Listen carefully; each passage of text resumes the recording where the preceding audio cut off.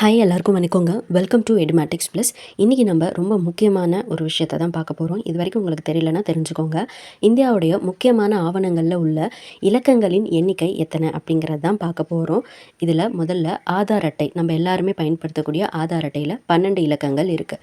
Pan card 10 எழுத்துக்கள், passport எண்ணில் மொத்தம் 8 எழுத்துக்கள் இருக்கும்.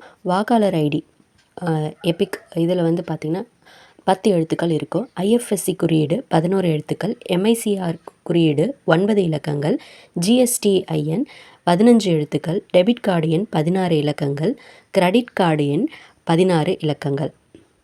கண்டிப்பாக இது எல்லாமே உங்ககிட்ட இருக்குன்னு நான் நினைக்கிறேன். அதில் வந்து செக் பண்ணி பாருங்கள். இன்னும் சிலது பார்க்கலாம்.